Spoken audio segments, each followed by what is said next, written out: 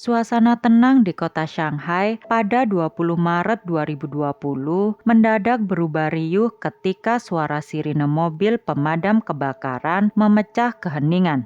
Sebuah rumah 2 lantai dilaporkan terbakar hebat dengan asap hitam pekat membumbung dari atapnya.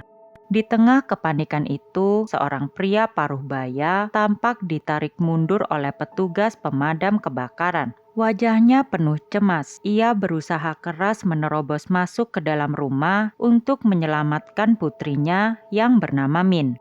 Ia diketahui tinggal di rumah tersebut. Meski begitu, petugas pemadam kebakaran tetap tidak bisa mengizinkan ayah Min masuk ke dalam rumah karena api sudah terlanjur membesar. Mereka terus berusaha memadamkan kobaran api dengan semburan air bertekanan tinggi. Walau situasinya sangat beresiko, beberapa petugas memberanikan diri masuk ke dalam rumah untuk menyelamatkan siapapun yang masih bisa diselamatkan. Di dalam, mereka menemukan 2 anjing kecil yang terkurung di dalam kandang. Kedua anjing itu diketahui milik Min yang bernama Tang serta Ying. Begitu kandang dibuka, keduanya langsung berlari keluar untuk menyelamatkan diri. Namun secara tak terduga, Tang tiba-tiba berhenti di halaman rumah yang masih dilalap api itu, seolah teringat majikannya yang masih terjebak di dalam. Tang kemudian berbalik arah dan berlari masuk kembali menuju lantai 2, tempat di mana Min berada. Tindakan Tang itu membuat para petugas pemadam dan warga sekitar terharu bercampur sedih. Sekitar 1 jam perjuangan yang melelahkan, akhirnya api pun berhasil dipadamkan. Hampir seluruh barang yang ada di dalam rumah itu habis dan hanya meninggalkan puing-puing yang hangus. Tim forensik pun segera diterjunkan ke lokasi untuk mulai menelusuri sisa-sisa kebakaran. Tak lama kemudian, mereka menemukan tubuh seorang wanita terbaring tak bergerak yang berada di lantai 2 dengan posisi di kamar tidur yang terbakar. Pihak forensik memastikan kalau identitas wanita itu adalah Min. Mereka pun membawa jasad Min untuk dilakukan proses otopsi. Awalnya semua orang menduga kematian Min disebabkan oleh kebakaran. Namun hasil otopsi dan pemeriksaan TKP justru menunjukkan hal berbeda. Ada kejanggalan dalam kematian Min. Menurut kesaksian ayahnya, tubuh Min yang kecil seharusnya memudahkannya untuk melarikan diri saat api mulai membesar. Namun dari kondisi jasadnya terlihat jelas bahwa Min kemungkinan besar sudah meninggal sebelum kebakaran terjadi. Hal itu diperkuat dengan ditemukannya luka sayatan di leher serta di beberapa bagian tubuhnya. Bukti yang paling tak terbantahkan adalah keberadaan sebilah pisau buah di dekat jasadnya. Temuan tersebut langsung mengubah arah penyelidikan karena besar kemungkinan Min meninggal akibat dibunuh. Namun tragedi ini menjadi semakin mengenaskan ketika tim forensik mengungkap fakta lain. Saat meninggal, Min ternyata sedang mengandung. Di dalam perutnya ditemukan janin yang sudah mulai berkembang. Mendengar kabar tersebut, ayah dan ibu Min tak kuasa menahan tangisan mereka. Keduanya pasti tak akan pernah membayangkan putri yang telah mereka rawat dari kecil bisa meninggal dengan cara yang begitu tragis. Apalagi Min diketahui baru saja menikah 3 bulan ini. Lantas kini yang menjadi pertanyaan, siapa yang tega melakukan pembunuhan terhadap Min dan di mana sang suami berada saat kejadian berlangsung? Pertanyaan itu menjadi awal penyelidikan pihak kepolisian. Mereka segera memeriksa rekaman CCTV yang terpasang di sekitar lokasi kejadian.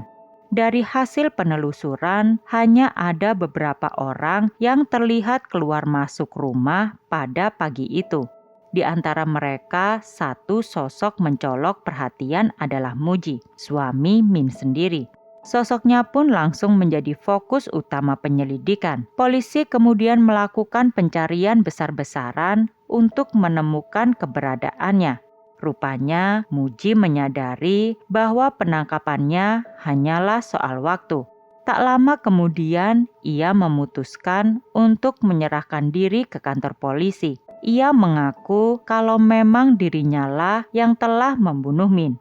Tapi yang membuat polisi heran adalah bagaimana Muji menunjukkan sikapnya. Tak ada ratapan, tak ada air mata, tak ada penyesalan, bahkan tidak ada sedikit pun rasa ketakutan akan konsekuensi yang harus ia terima karena perbuatannya.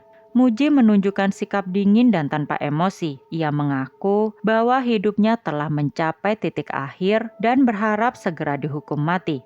Pernyataan itu membuat polisi tertegun karena sikap yang ditunjukkan Muji begitu janggal. Maka polisi pun melakukan pemeriksaan kejiwaan terhadap Muji. Namun hasilnya mengatakan bahwa kondisinya sepenuhnya normal. Ia sadar dan tahu persis apa yang ia lakukan dan sepenuhnya memahami konsekuensinya. Artinya tindakan keji itu benar-benar ia sengaja. Lantas apa yang membuat Muji sampai hati menghabisi istri yang baru ia nikahi 3 bulan lalu?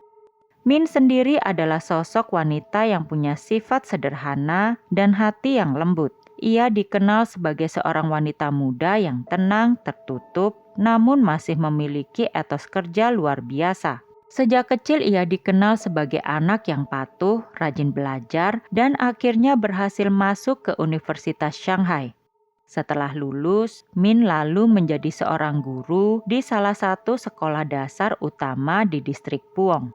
Profesi mulia itu adalah sebuah harapan sekaligus kebanggaan bagi keluarganya. Masa depan Min saat itu tampak cerah, namun seperti kebanyakan wanita muda lainnya, ia pun ingin merasakan jatuh cinta. Akan tetapi ketulusan dan kebaikan hatinya justru membuat Min mudah terperdaya oleh janji palsu para lelaki. Berbeda jauh dengan Min.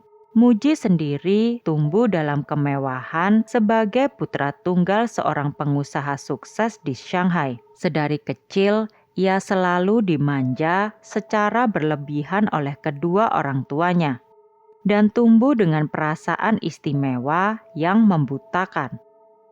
Di sisi pendidikan, Muji bukan orang yang cemerlang. Ia bahkan sempat gagal masuk universitas di Tiongkok. Oleh karena itu, ayahnya mengeluarkan banyak uang untuk mengirimnya belajar ke Inggris demi bisa memberinya label lulusan luar negeri yang terkesan bergengsi. Namun tanpa banyak orang ketahui, pada kenyataannya, itu hanyalah kebohongan semata. Muji kembali ke Tiongkok tanpa gelar, tanpa keterampilan, dan tanpa arah hidup yang jelas. Kehidupan yang tak pernah kekurangan dan lingkungan yang selalu memanjakan itu membuat Muji terperosok ke dalam lingkaran perjudian. Setiap pagi, Muji selalu berpakaian rapi dan berpura-pura untuk berangkat kerja. Padahal sebenarnya ia menghabiskan waktu di tempat perjudian. Kebiasaan buruk Muji perlahan menguras seluruh uang dan tabungannya, hingga akhirnya ia terjebak dalam lilitan hutang yang mencapai 4,6 miliar rupiah kepada para rentenir. Dalam kondisi terdesak, Muji kembali memohon belas kasihan orang tuanya. Ia bahkan sampai berlutut dan menulis surat pernyataan bahwa dirinya akan berubah dan berjanji tak akan berjudi lagi. Tentu rengekan itu bisa dengan mudah membuat orang tuanya luluh dan bersedia untuk membayar semua hutang Muji. Namun yang Muji tidak sadari adalah ternyata kondisi ekonomi keluarganya juga sedang tidak baik-baik saja. Ayah Muji sendiri sebenarnya sedang berjuang melawan kanker stadium akhir dan membutuhkan banyak uang untuk pengobatannya. Meski begitu, demi melindungi sang anak, mereka sampai harus meminjam uang dari mana-mana. Mereka yakin kalau di titik ini, Muji sudah benar-benar sadar dan berubah menjadi orang yang lebih baik. Dan pada kenyataannya memang benar, setelah terbebas dari hutang-hutangnya, Muji terlihat mencoba untuk memperbaiki hidup, salah satunya dengan mencari seorang pasangan. Disitulah ia akhirnya bertemu Min. Bagi Min yang naif, dalam urusan percintaan, Muji adalah gambaran pria yang begitu sempurna dengan pendidikan lulusan luar negeri. Oleh karena itu, tak membutuhkan waktu lama setelah berkenalan, Muji dan Min pun akhirnya menikah pada bulan Januari tahun 2020. Pernikahan itu membuat keluarga Min dipenuhi rasa bangga. Putri mereka berhasil menikah dengan pria tampan, cerdas, dan berasal dari keluarga kaya. Semua tampak sempurna, setidaknya di permukaan. Tak ada yang menyadari bahwa momen bahagia itu justru menjadi awal dari sebuah tragedi. 3 bulan setelah pernikahan, kebahagiaan itu runtuh seketika. Muji kembali ke kebiasaan lamanya, yaitu berjudi. Kecanduan itu membuatnya kembali terlilit hutang. Kali ini mencapai sekitar 2,3 miliar rupiah. Hutang tersebut harus segera dibayar dan Muji dibuat kalut mencari cara untuk melunasinya.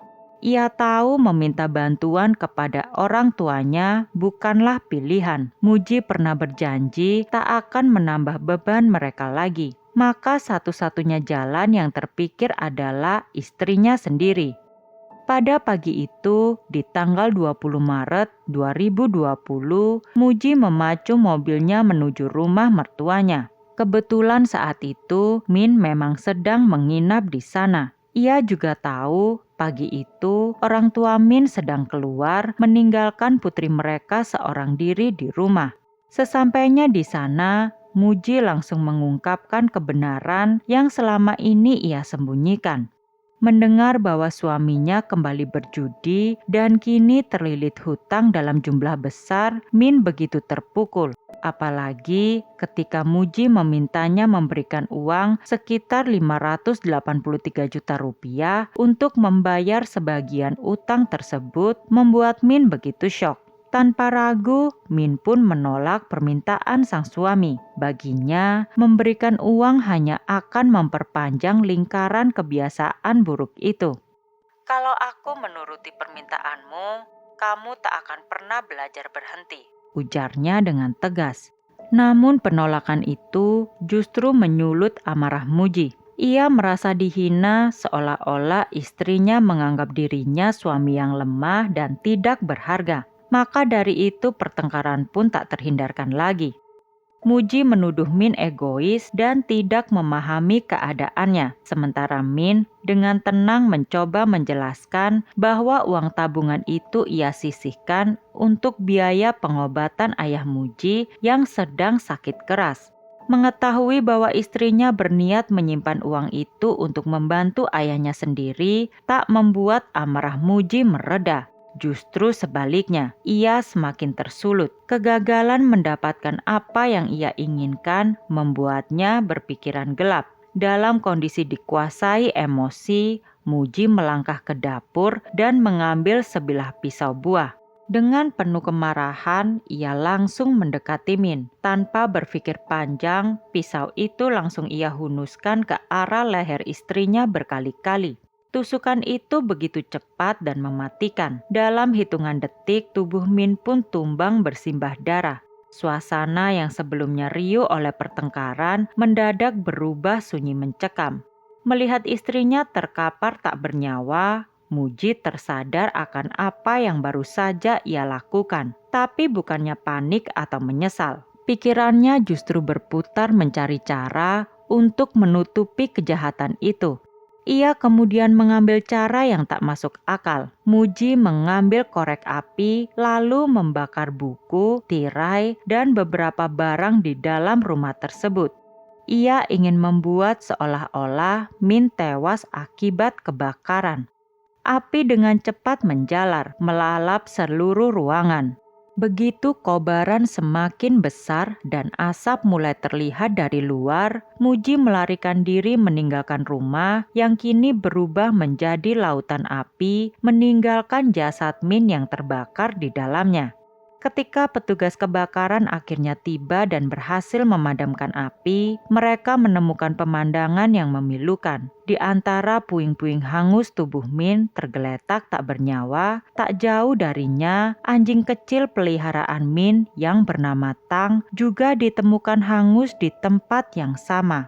Ironisnya, di saat sang suami justru menjadi penyebab kematian Min, hewan kecil itu tetap setia mendampingi tuannya hingga nafas terakhir. Karena kasus ini terjadi bertepatan dengan merebaknya pandemi COVID-19, proses persidangan baru bisa digelar pada 30 Juli 2021. Ruang sidang dibatasi, hanya pihak keluarga yang diizinkan hadir secara langsung. Di hadapan majelis hakim, Muji berdiri dengan ekspresi datar tanpa sedikit pun menunjukkan penyesalan atas perbuatannya. Setelah mempertimbangkan bukti dan pengakuan terdakwa, pengadilan menyimpulkan bahwa Muji dengan sengaja telah menghilangkan nyawa istrinya lalu membakar rumah untuk menutupi jejak kejahatannya. Hakim juga menegaskan bahwa motif pembunuhan ini semata-mata karena uang demi memuaskan kecanduannya terhadap judi. Tindakan Muji dinilai kejam, brutal, dan sama sekali tidak berperi kemanusiaan. Fakta bahwa ia menyerahkan diri setelah kejadian pun tidak dianggap sebagai alasan yang dapat meringankan hukumannya. Akhirnya pengadilan menjatuhkan vonis hukuman mati kepada Muji disertai pencabutan hak politik seumur hidup. Tak terima dengan putusan itu, pihak Muji mengajukan banding. Namun permohonan tersebut segera ditolak oleh pengadilan tinggi. Mendengar vonis akhir dibacakan, keluarga Min tak kuasa menahan duka. Sang bibi menangis histeris hingga akhirnya pingsan di depan gedung pengadilan. Sementara Ibu Min hanya terdiam menggenggam salinan putusan dengan tangan bergetar. Kasus ini kemudian dikenal sebagai salah satu tragedi domestik paling memilukan yang pernah mengguncang kota Shanghai. Bagaimana pendapat kalian tentang kasus ini? Silahkan tulis di kolom komentar. Namun sebelumnya, jangan lupa subscribe, like, and share. Sampai ketemu di kasus-kasus Channel House selanjutnya. Terima kasih. Bye.